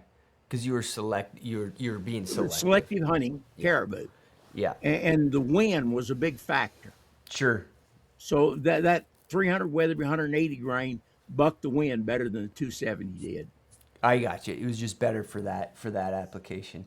I always ask on the cartridge stuff because I have noticed, and this is just could be anecdotal or what I've seen over the years is people that I shoot with and who shoot quite a bit and they're focused on Western hunting, almost universally they end up in that in terms of in terms of class of cartridges, their primary rifle will be something between a 243 and a 7 mag, almost universally, and Yes. it's interesting because you, almost none of those guys, even though there's so much out there pushing 300 30 cal cartridges, which I'm not saying they don't work. I'm not saying that there's not some things that are better. Almost all the guys that shoot a lot that I know, they end up in smaller stuff. And so that's why I always ask. You know what I mean? Well, yeah. In Africa, I would rather see a client bring a 243 or a 6mm Remington with a good premium bullet Yeah. than to bring a 300 Winchester with a cup and core bullet. Yeah, I got you. When you're plains game hunting. Yeah. Well, and again, that brings up the bigger point that you're trying to make is that like knowing your bullet construction and getting the right type of bullet is more important than all this cartridge shit, anyways. Yeah, people push cartridges so much. The 6.5 Creedmoor gets so much press now. Yeah. I shot a lot of game with a 6.5 55 in a modern custom built rifle, and I could beat what the Creedmoor does velocity wise. Yeah. And that was 30 years probably before the Creedmoor showed up.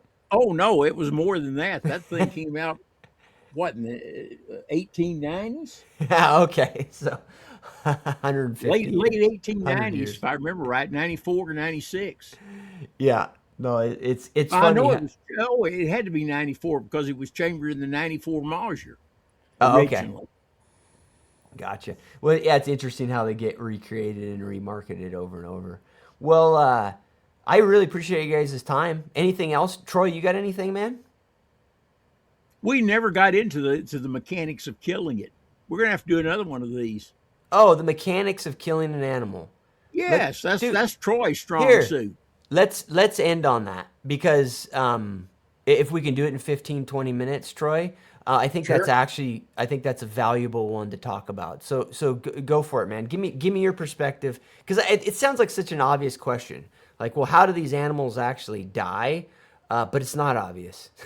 so go ahead. At least not obvious to me.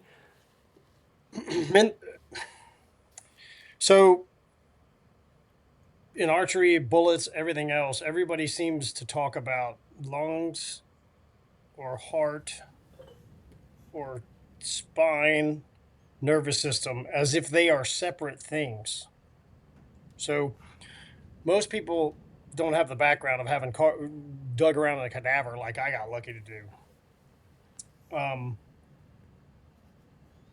Lungs are arteries, veins, and air. So the killing mechanism through the lung area is both blood volume and lung collapse. Sure. Okay. Now, for the audience, lungs don't pop. It's not a balloon that you blew up at your kid's birthday and popped with a pin. They don't. They don't go from 500 or 700 milliliters in a human to 20 milliliters volume. They're made of millions of little balls, and those collapse in there like smashing bubble wrap. Okay. And the thing, your lungs actually are a superstructure. They just go, but in that little flex is millions of balls just collapsing in there, reducing the efficiency of air to transfer to the blood. When the bullet or the broadhead or whatever penetrating object goes through the lungs, because most people talk about lungs, you are both disrupting blood flow, depending on how forward you hit, and the airways. It's a doubling effect. I got you.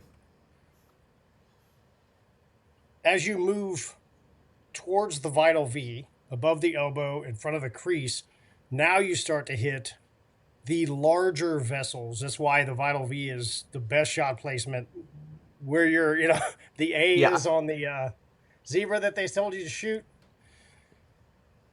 You start to hit the delivery. It's like severing. It's like having one valve on your V8 that the injector's not working real good, but the other 7 are working fine. Or you take a knife and you cut the gas line out of the gas tank. Yeah, I got you. It shuts the truck down. I don't give a damn how well the engine's running. The gas pours out. Right. So from a killing standpoint, you want to hit the larger vessels and airways where they start off feeding the back. I actually have this example here. Lungs have multiple lobes. Okay. This would be oriented towards the front. This would be on a human passenger driver side. When you hit the front, you take out all 3 of these lobes.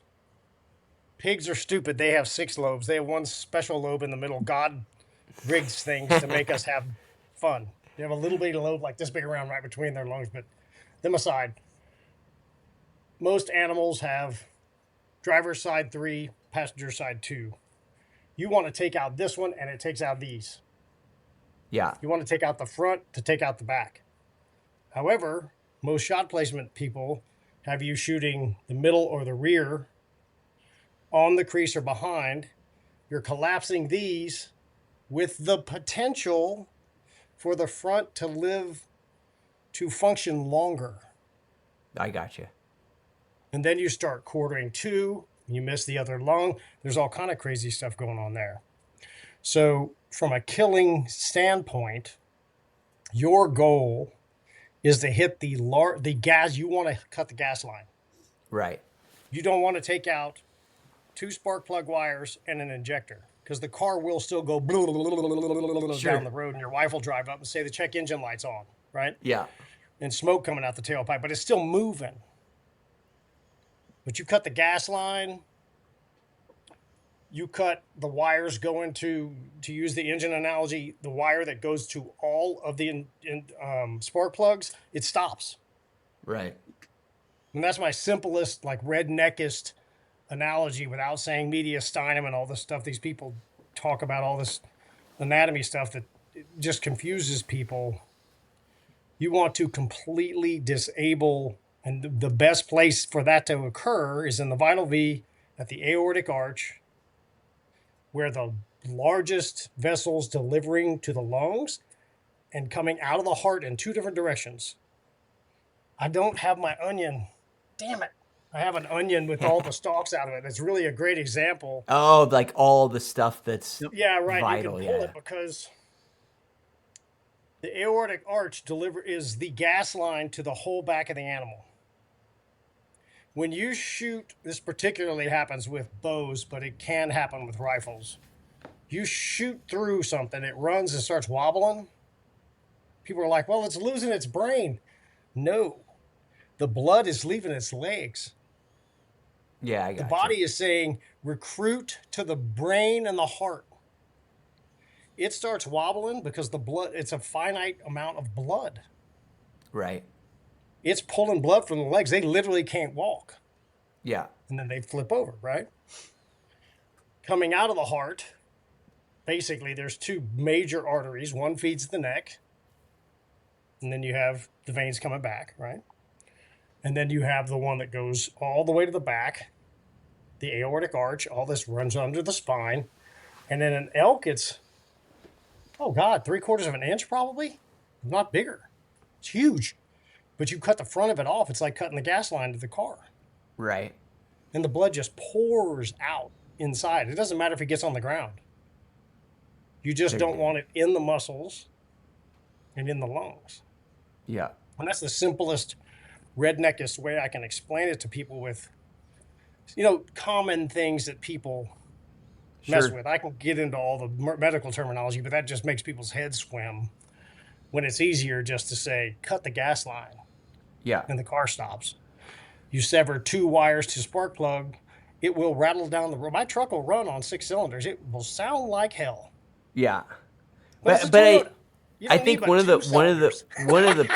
one of the points that you're making in that though, or that I hear in that, at least Troy, is like from my experience, that ability to go some distance is really problematic, particularly It's with elk huge. It's hunting. a terrible thing. Yes, sir. Yeah, No, particularly especially with elk and stuff. yeah, yeah, They have elk. long legs, man. They have Yeah. long legs. They can move.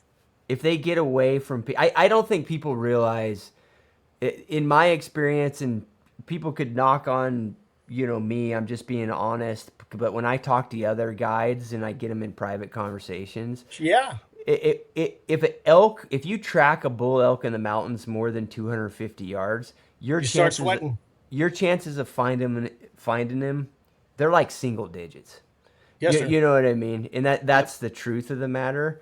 There's just all of a sudden your chances of where he went and your ability to track him and all the other environment is just exponentially is more complicated. Well, that's where this example comes into play. So we'll say this is the crease. Okay. Heads this direction.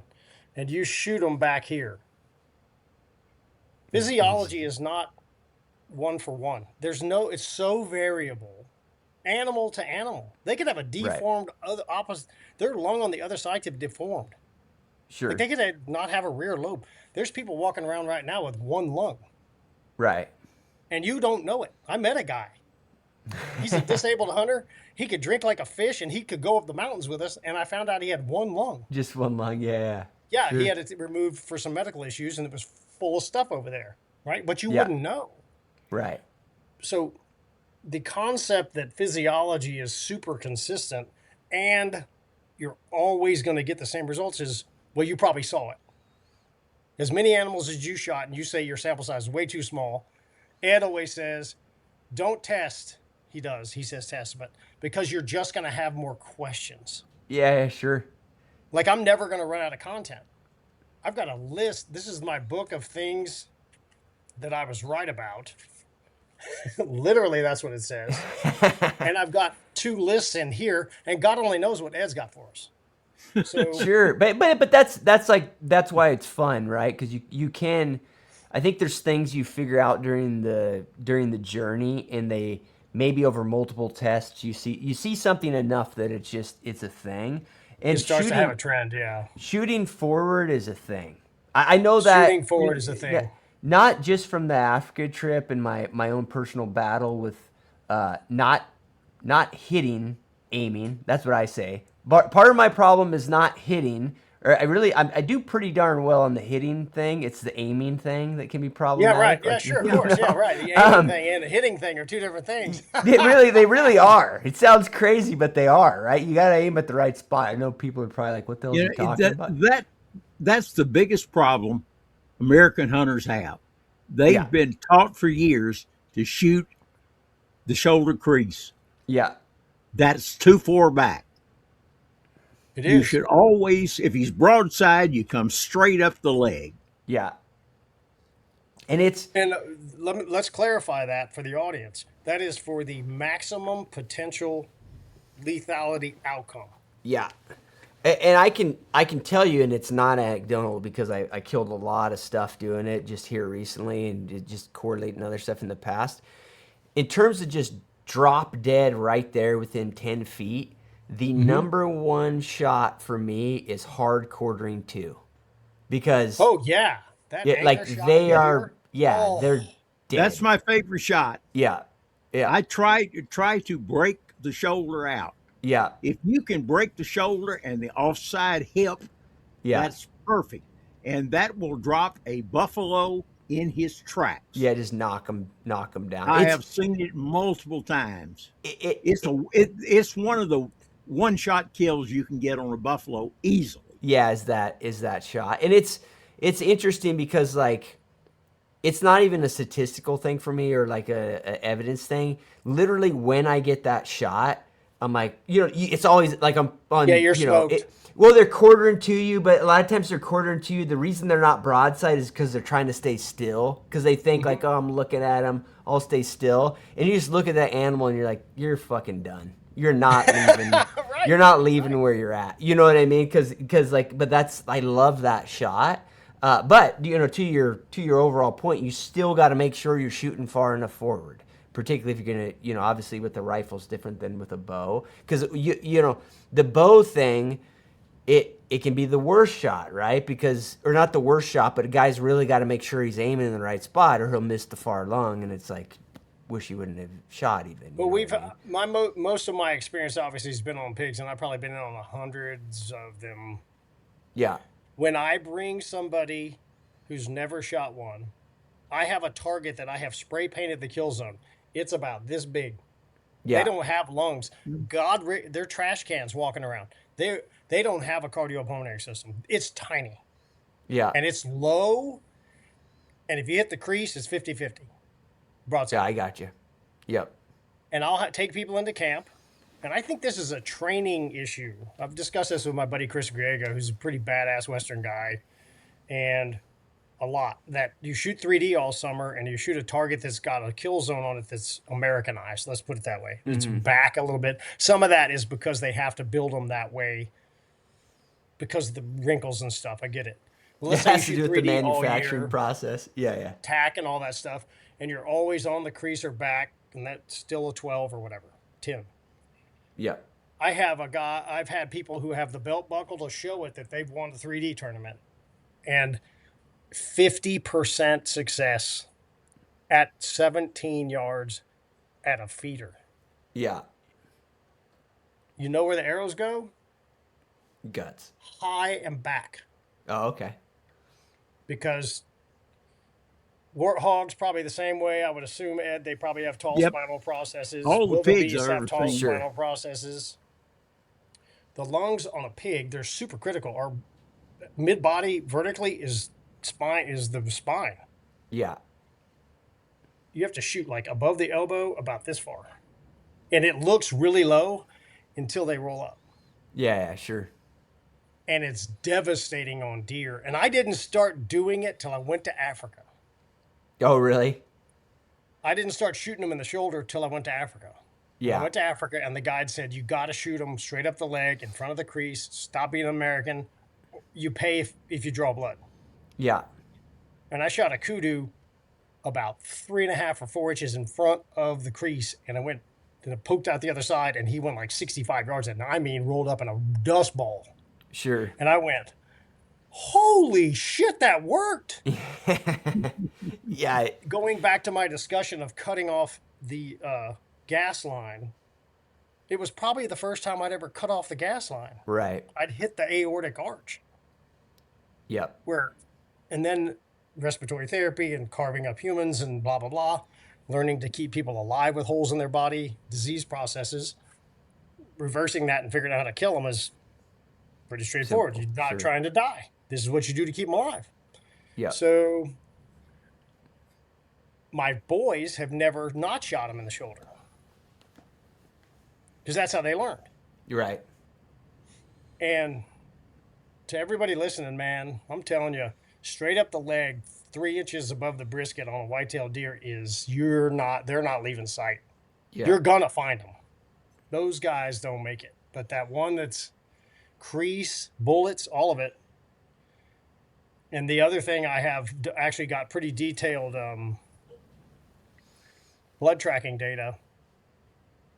If I get to 80 on a pig, I'm concerned. Yeah. So same deal. Just Like 80. yeah.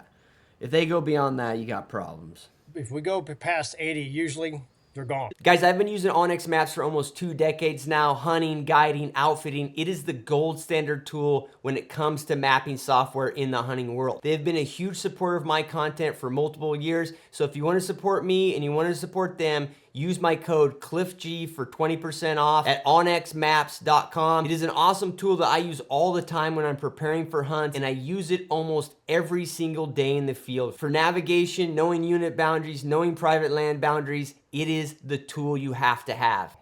Yeah. And the blood trails are never relevant. Right. You shoot them, there's usually tracks or whatever. You kind of know where they went. And when I get to 80, I go. Yeah. It's very rare when you hit them right that they make it past 50. And Yeah. if they go 150 on blood, it just starts petering. We've all been there. Yeah, sure. Yep. It's the worst. It's the worst feeling ever. I got no love for the pigs, but Yeah, you no reason still to shoot you 'em want if you're not yeah, gonna if try you to want to recover shoot them, 'em, you want them right? dead. Yeah, yeah. No, I So get that's that. that's my basic killing mechanism, redneckery of the system. Cut off the battery cables, cut off the gas line, cut off the wires to the spark plugs, and the whole damn thing shuts down. Yeah. Yeah, in And for the general. hip shots, you blow the tires out. That's right. Yeah. Yeah. Well, and in generally for that lung / vital shot, it's further forward. And I mean, just to reiterate, 100%. and what you're saying with your kids, they have a blank slate. Most guys listen to this are probably like they're probably like me, and it's hard. It's I mean and it's funny because It's hard to make the adjustment, bud. yeah, well, as a guide on the archery front, like I've been pounding this pretty hard the last like few years, like shoot up there for because I've tracked a lot of bulls that are single lung that we don't find, and it's like slightly quartering two bulls, like that whole dynamic. So I've pounded that, but it's really easy to guide to tell other people they need to change what they're doing, but the subconscious of I'm aiming at the center of the shoulder, right in that vital V. And then when I break the trigger, I'm back in the crease. That's like a real thing. So if you learned one way, you gotta fight this brain pathway that's taking you the wrong direction. Well, that was my point with the TAC and the 3D and all that stuff. I'm not a foam shooter, and I've got no knock on any of the 3D stuff. It's great Sure. practice. You get out there with your buddies, your friends are poking you in the ass, putting shadows on your face and dicking around. It's great. Sure. Like, what's more fun than that and flip-flops smoking cigarettes with the old boys out back, right? Yeah. But if you train that way to score, when the heat's on, you're going to shoot to score. Yeah, sure. If you're going to shoot them in the shoulder, you're not going to score. You're going to shoot eights the whole time. Right. And you're going to go to your training. Yeah, that pathway is in your brain. Yeah, I've had multiple groups of people come through, and we've gone 0 for 6. It's a known distance. There's no variability. You're sitting in a tripod laughing, Sure. and here they come, and they stand there. It's not. You can get the shot angle. They're going in circles around the deer feeder. It's the most set up thing. That's why I did my channel that way. It's the same shot over and over and over. It's Sure. repeatable for testing, right? And then you go to your training, and I mean, I've had multiple people come back with video, and they say, "Hey, what do you think?" I said, "Well, y'all just go chase it around all you want. I'm staying here. There's beer." They're like, "You don't think I got him?" I said, "No, you're less than 50% chance. Like you're not. I want you to go look, but here's what's going to happen. There'll be a lot of blood, and then it's going to start trickling, and then Yeah, and then you're gonna have a hard time. and back to the construction thing, and not to belabor the archery thing as much because this was about bullets, but man, I think early on when I started doing this, when I was losing a bunch of them, I think the broadhead construction. So you guide archery hunters, I think the blades on the broadheads I was shooting couldn't handle impact. That's why single bevels, one piece, razor sharp, learn to sharpen something Yeah. very durable with a durable edge. Ed, not you and I need to do this podcast about that.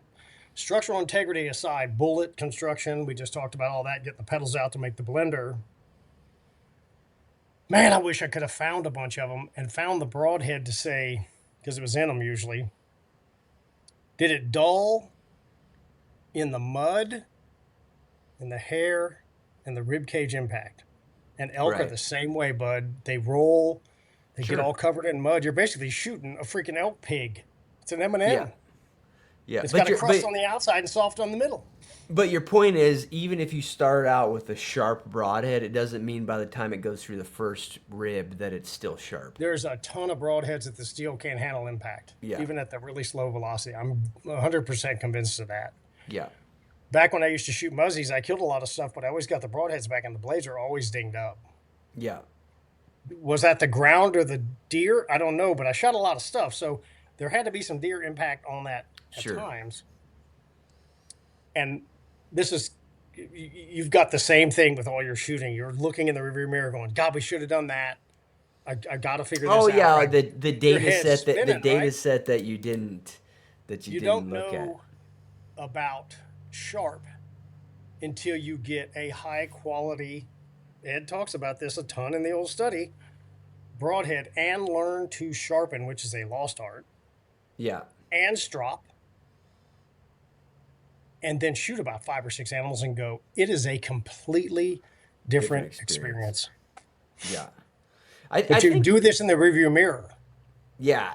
Yeah. But I will say that, like, I mean, obviously Ed has been the epitome of this on a lot of stuff he's working, but your stuff too, Troy.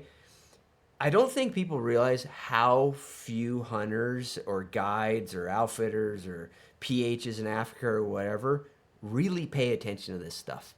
And like I was guilty of it for a big proportion of Sure. when I was guiding. You know, people ask me that all the time. You know, what were the most common cartridges? What were the most common bullet construction? You know, all these different things. The first half of my life guiding, I didn't. If I was in my elk camp, I didn't even know Yeah, that's what right. I didn't know what cartridge the hunters were shooting. I didn't give a Yeah. shit. And then Yeah. when we killed an elk, it was like, is it dead? Did we find it? Check, check. End of discussion. Let's Yeah. pack it Doesn't out. matter. You know what I mean? It wasn't like I was analyzing these things. And so I think that's the norm in our world. You have to realize that there actually is a lack of information. There's a lack of 100%. information, of people actually trying to analyze this stuff. You know, some of the ammo companies try to do it, some of them don't, some of them make shit up. So it's like you have to wade through all this and realize that there are unknowns, you know. Well, I steal from Ed a lot, so I'm going to continue to do so. Ed didn't care about what the arrow did to the animal. He cares what the animal did to the arrow. Yeah. This whole conversation has been, what did the animals do to the projectile? Right. And when your head change, that's a massive psychological change, Sure. philosophical change, whatever it is. When you start to worry or really be concerned about what the animal did to the projectile, Right. then you have all these questions. And that was the thing that spurred me on. And that's the only reason I know Ed, because I some switch flipped in my head and I said, this just isn't working. Like, it's not working like it should. They're right there. Right. I got guns. They work fine. 44 Magnum. Blap. right? That rolls them up every time. So yeah, it's just a fascinating subject. It's so cool that you got to go over there and shoot a lot and different bullets and stuff. What a great thing, man! I bet you But got a bliss that long. You know, yeah, well, going, oh man, that's the problem. Like, I mean, to your point and Dr. Ashby's point, like, there's just more questions. You know what I mean? everything I you mean, do. you learn. I mean, I learned a lot about. And the thing is like the bullet, terminal performance and killing the animal. That's just one of the things, right? You Yeah, also, with repetitions, you get into these other things too. Like, are we doing weird things in the U.S. that I don't really understand? You know what I mean? Like with rests and that sort of thing, or sure. like even the dumbest thing, man. Like I was, hunting with these guys, and they all wear bullet belts. And I'm like, I'm gonna get one of those bullet belts just to be cool.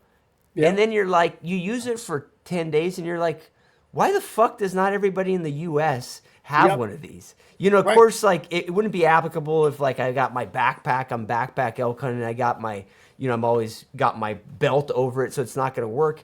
But 90% of the hunting I do, why would I not want rounds easily available? But it's not an sure. American thing. You know what Nope, I mean? it's not. It's just, so there's all these things that add up. You know what I mean? That are like, oh, it's cool to get a bunch of repetitions in addition to see a different perspective because you take things away from all that. So the problem with Africa is I just want to go. I mean, I mean the travel Yeah, sucks, right? But 2 days later, you want to go back. yeah. 6 months is a good time frame to go back. Six Yeah, months of staying. I just stay. yeah. So cool. But let's end with both you guys. What like I know Troy, you mentioned that you're gonna do some firearm stuff. I am. Let people know where they can follow you, but also give me a perspective on what you're looking to test on your end. So you can just Google the Ranch Fairy and all my information is there. And I have a website called ranchfairy.com as well. And then, of course, I'm on YouTube under Ranch Fairy and Instagram. That's pretty straightforward. I chose the weirdest name in the world, so it's not hard to find. And you don't forget it whether you like it or not. I'm going to start out with subs. So we met David Stark at Discreet Ballistics, and his brain is like Ed's. We are worried about what the animal does to the projectile, and he's designed a projectile for killing lethality, and then we deliver it. So I just bought a Ruger American with a suppressor, and I've got his ammunition. I'm going to do a series on that. I'm going to shoot some pigs with it, hopefully get the bullets back, and see that because we had horrible results with subsonic ammunition with cup and core bullets, and we had to shoot pigs like 4 times. Yeah. Like I got no love for them, but it's just sad when you shoot them and they squeal, and you shoot them and they squeal, and they shoot them and they squeal. It's just not right. Yeah, missing the point. Yeah, It's just dumb. yeah. You're sadistic if you enjoy that, and you need to be put in prison. But Yeah. Sure. so I'm going to do a series on that, and then I may play around with some of the. I'll probably do some work with, since Ed was kind enough to give me the 300 Savage stamped prototype 1. There That's isn't pretty another cool. one. There's no prototype 2. Blasting stuff with that, and I've had to learn to hand load and all that because this is 300 Savage, and he gave me all the gear on that, and I've called him way too many times saying, "What do I do?" Basically, he says, "F around and find out, Fowler. Just stay with You'll it, figure stay it with out. it, But I'm lucky to have the ranch, and we've got range out to 700, and not a lot of people have access. I think that's the biggest challenge here, and we can just kind of land the plane on this. One, it's illegal to test on game with wanton waste laws Right. and post it, right? You're going to jail. I don't have that problem. And two, most people just don't have a place to just screw around. Right. We have plenty of land, and the direction we're shooting, there's no way a bullet's leaving the property with a 50 cal. Wouldn't matter. Right. Sure. Tannerite, whatever. So it's just, I'm in a privileged position. My kids say you married well. So it's my wife's family's ranch that I run. I got But, you. and you have to have the want to do it. It's just Yeah. so much Sure. work. It's so Yeah. much work, especially in that crop season stuff. So that's what I'm going to plan to do. I'm going to do a bunch of archery stuff too, but I'm bringing the gun thing in because It's the same question. And 90% of the stuff I read about guns is getting it there. Right. And the assumption, which starts with the word ass, is that it's going to kill them. Yeah, well, in the subsonic category is an interesting one too. You got limited distance, you got limited speed. You can't I'm going to shoot 65 yards. I'm not going to shoot 150. That's stupid. Right. Well, and plus the imminent explosion of suppressors that's coming, down the pipe in terms of just people's It's ability so much fun. to get them I got and a bunch stuff. of them now. So, well, thank you for your time, man, and having us on. I yeah, learned of course. a ton, and now I got all This kinds has of been fun. Yeah, thanks, Ed. We'll have to one of these days we got to circle back and just do an Africa one because Absolutely. just the idea of you're testing with multiple thousand Impala and all that stuff it's very interesting, and then also just your experience hunting there. So would love to get you back on, but thank you guys. I appreciate your time. Have a great day. If you enjoyed this content, do me a huge favor. Subscribe on whatever platform you consume it on. Spotify, Apple, YouTube, whatever works for you guys. Everything else is on my website, pursuitwithcliff.com. Go there and it's going to be very apparent to you that I work my ass off just to not have a real job. All the hunts I guide, all the seminars I put on, all the unique experiences I offer, and the membership site, all the details are there.